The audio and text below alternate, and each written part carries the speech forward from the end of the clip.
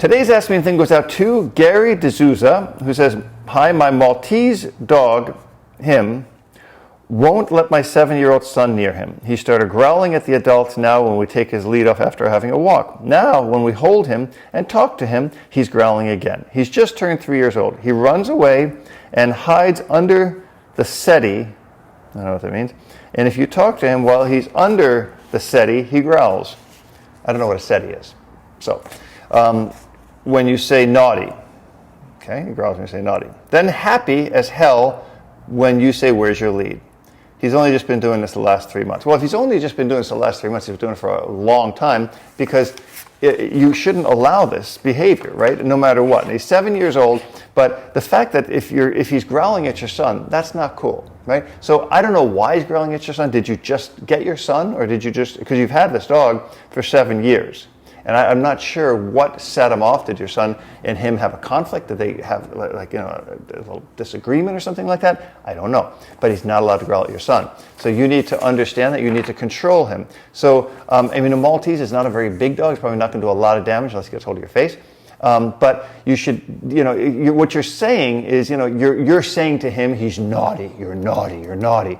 And then he gets all mad and growls. "Rrr."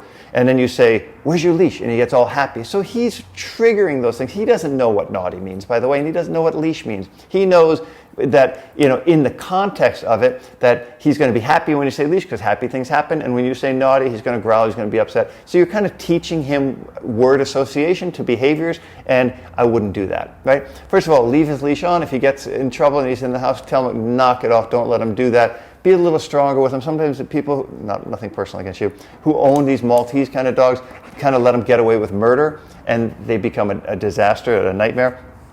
So give the dog some basic structure. Don't let the dog get away with it. Don't overtalk to the dog, overthink the dog. Don't let the dog growl at your kid. That's not cool at all.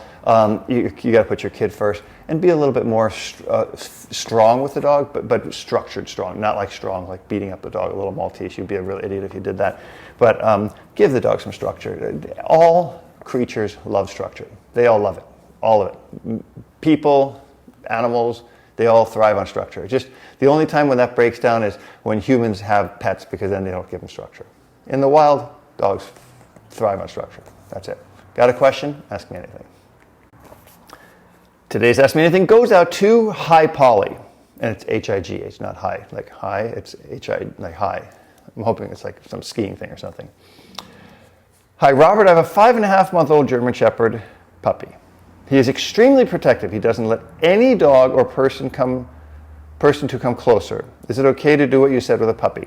And you're referring back to the video where I said if a dog acts up that you can scruff him by the neck, and yes, you can do that. What you'll want to be careful with a German Shepherd puppy, depending on the constitution of the dog, the drives of the dog, sometimes it'll make it worse. So if the dog is being aggressive, I don't know where you are, but I don't know where you are watching this video now probably, but where you are, like as far as when this happens.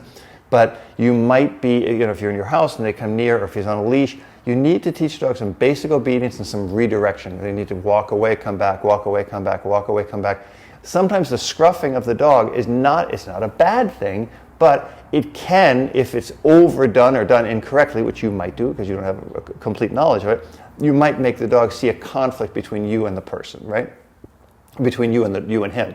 And the person is the conflict because that's what's triggering it. And then the dog will not like people. You don't want the dog not to like people. You want the dog to be very comfortable with people. So I would work on some basic obedience. I'd work with some treats. I'd work with some toys. I'd get the dog focused on you. Work on some good obedience without other people around before you interject the distraction of the other people. Or else you're just going to end up with a dog that's going to be frustrated. And a 5-month-old puppy, I don't know how aggressive he's being or protective he's being, but you want to nip it in the bud early on, or else you're going to have a dog that you can't do anything with, that you can't take anywhere. And that's not a really fun dog. German Shepherds are really, really nice dogs.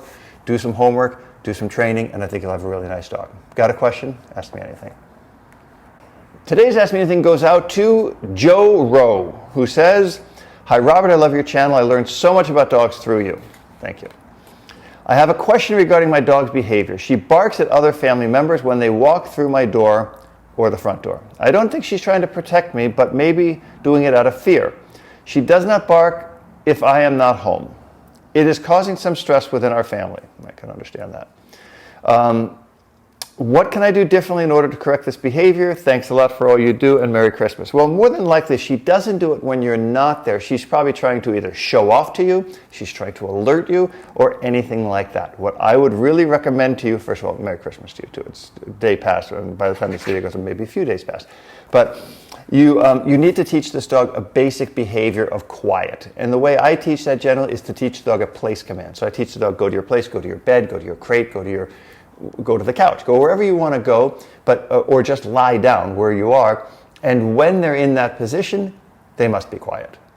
Because a down command, it's a disabling command. It means you're not doing anything, you're laying down. That's your only job. So no growling, no barking, no looking, no nothing. And then tell people when they come in, ignore the dog for a little bit of time so the dog can get used to you being here and it's not all about all this excitement. That's the best way you're going to be able to do this. Teach the dog a solid command. Let the dog drag a line. If the dog gets up and moves over to the people, grab them by the line. Don't get mad. Don't yell at the dog. Just go, hey, no. Put them back on their place. And the dog, not the people. People don't go to their place. Dog goes to the place. And make sure the dog understands that's what you expect of him. That's what you're asking him to do. And then give him some rewards and then release the dog after a while. But you must teach the dog what you want, because most of the time people try to teach the dog what they don't want. Dogs don't know that. Dogs can't figure that out. They need to know what you want, and they will do exactly what you want if you make it a positive experience, or aversive if they don't do it. Got a question? Ask me anything.